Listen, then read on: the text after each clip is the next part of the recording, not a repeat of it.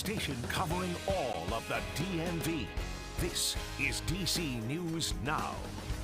Coming up on the news at noon, more police on Metro. That's the question as we wait to hear from DC Mayor Muriel Bowser and the head of Metro, Randy Clark. The two set to address reporters today, exactly 1 week after a gunman went on a shooting rampage inside of a station. Stay tuned for that. And later, help is on the way. Teams from across the entire DMV are currently wheels up to Turkey and Syria after powerful earthquakes rock the two countries. How our own backyard is chipping in.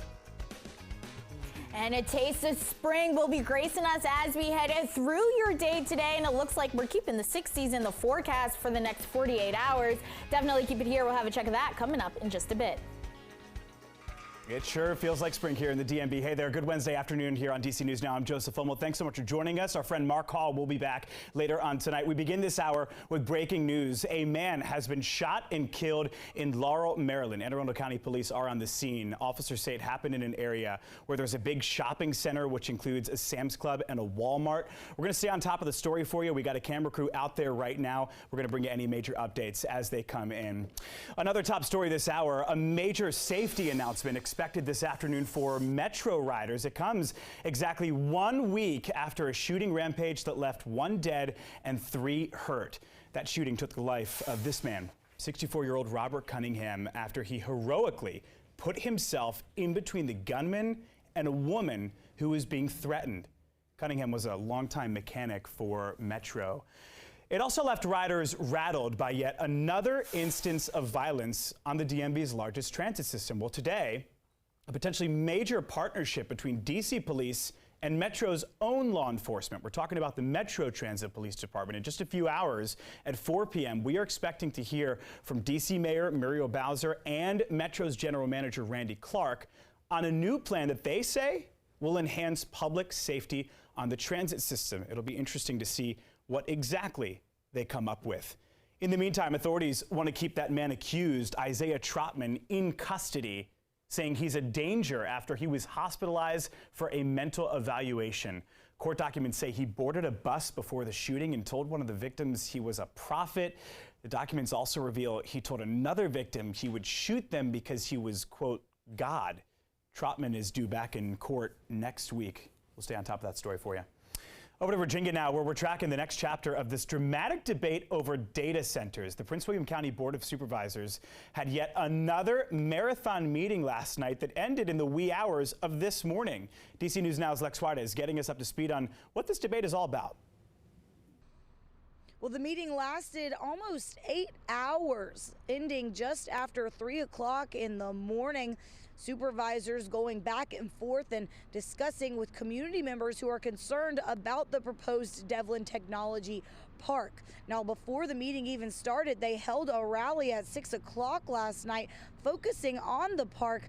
Then community members brought their concerns to the board. Around 2 o'clock in the morning, Supervisor Bodie proposed changes to the current proposed plan, and those changes would keep housing that's closest to the elementary school in that area. These proposals would create a larger buffer between the school and the data center, and that compromise did please people who are worried about housing and noise pollution with the school in mind. Now, after more back and forth with that compromise proposed, the county attorney said there needs to be signatures for the changes, and Supervisor Lawson then stepped in and proposed deferring the vote. So now that vote is deferred to March 7th, and this is good news for people who are against data centers in the county. There's actually a county supervisor seat that is open and up for special election at the end of February, and one of the people who is vying for that seat is against data centers.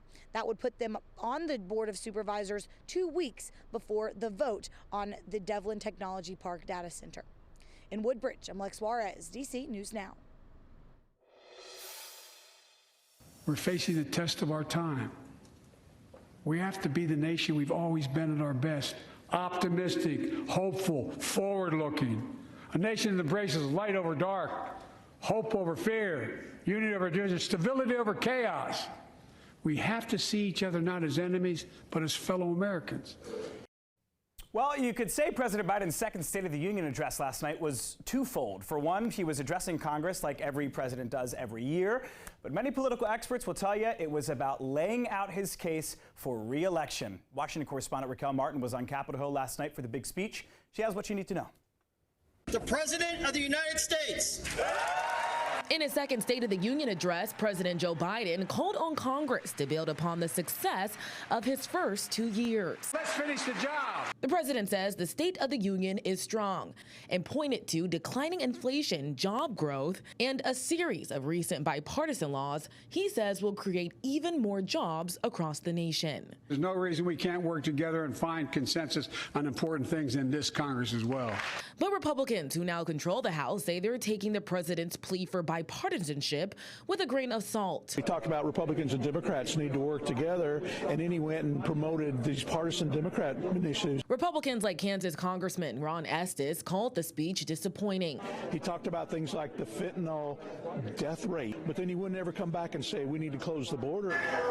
Some Republicans loudly expressed their disapproval from the floor. However, those divisions were momentarily put to the side when the president acknowledged the parents of Tyree Nichols, who was recently killed by Memphis police. Our children have a right to come home safely. Democrats say the president's speech delivered. It was something in his message for everyone. But Arkansas Governor Sarah Huckabee Sanders, who provided the Republican rebuttal, says Americans need new direction. Democrats want to rule us with more government control, but that's not who we are. And that was our Raquel Martin reporting there. Raquel, thanks so much. If you missed it, take a look. Mitt Romney giving George Santos a tongue lashing last night. The controversial congressman was working the center aisle, and Romney flat out told him he didn't belong there. Romney told reporters he couldn't remember exactly what else he said, but called Santos a, quote, sick puppy, said he should be in the back of the room and keep quiet. Santos, who's the target of several investigations right now, tweeted, quote, "Hey, Mitt Romney, just a reminder that you will never be president."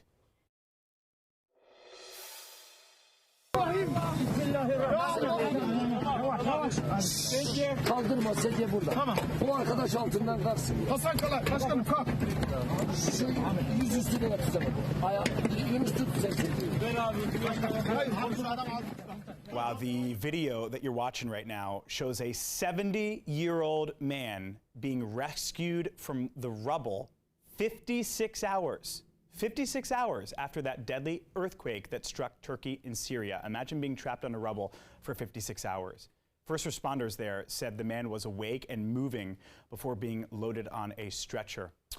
Well, right now, another example that there's a lot more good out there than there is bad. Turkey is getting help from some familiar faces here at home. Search and rescue crews from right here in our own backyard are headed that way. The death toll in Turkey and Syria stands at more than 11,000, just a staggering number after that earthquake rocked the two countries earlier this week.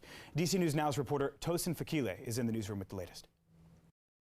That help coming from Virginia Task Force 1. This morning at about 4:15, the team tweeted that they had touched down in Turkey. That team made up of 79 people and 6 dogs. Now, the team from Virginia is described as a heavy urban search and rescue team. They'll be helping the search for survivors of that deadly 7.8 magnitude earthquake that hit parts of Turkey and Syria on Monday. Now, crews were at Dover Air Force Base loading up with aid for this mission, and that disaster region needs a lot of help. So here are some things the Turkish embassy says they need. You can look at your screen. We're talking winter items like overcoats, sweaters, boots, and underwear, as well as major things like tents, generators, food, baby formula, and hygiene products. Now, for some aid-related matters, leaders in Turkey say people can reach out to the Turkey embassy, and we do have one here in D.C. For information about that embassy, we'll have that up on our website, dcnewsnow.com. Back to you.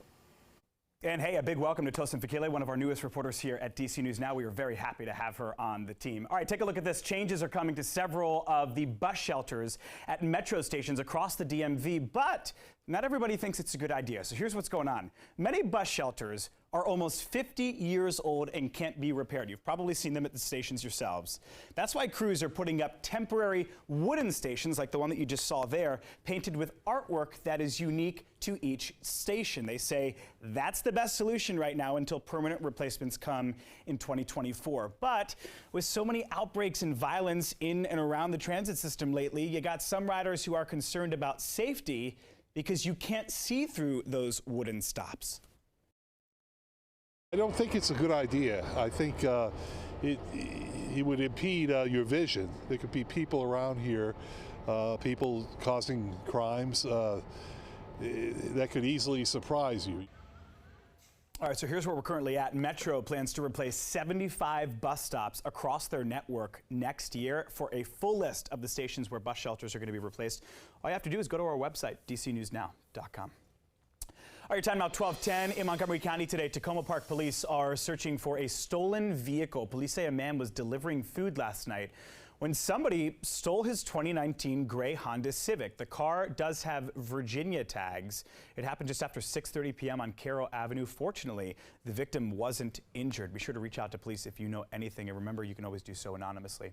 All right, over in the district now, a house fire in Northwest D.C. took the lives of a mother and daughter yesterday. Look at that. The two were stuck on the second floor of their home when it all started. But listen to this. Their son and brother was able to save a painting made by his mother to remember them by. Take a listen. And this survived the fire, so this is going to survive in our family. A lot of people don't have this opportunity, so I consider myself extremely lucky to be able to have some of these things to remember her by. Wow. He also added that you should check on the health of your home like you would check on your own health. Some very, very wise words there in the face of so much tragedy. All right, new photos into our newsroom today showing U.S. Navy sailors recovering that Chinese surveillance balloon that was shot down over the weekend. The balloon was recovered off the coast of Myrtle Beach. The White House said the balloon was a setback to already tense relationships with Beijing. Secretary of State Antony Blinken was supposed to visit China, but that trip was put on hold because of this incident. And before we send you over to Brittany, we want you to check this one out. King James adding another milestone to his Hall of Fame career. Basketball legend LeBron James breaking the NBA all-time scoring record with this shot. There it is. Last night, late in the third quarter, the previous person held the record for nearly 4 decades. How about that? All right, your time now, 12:12.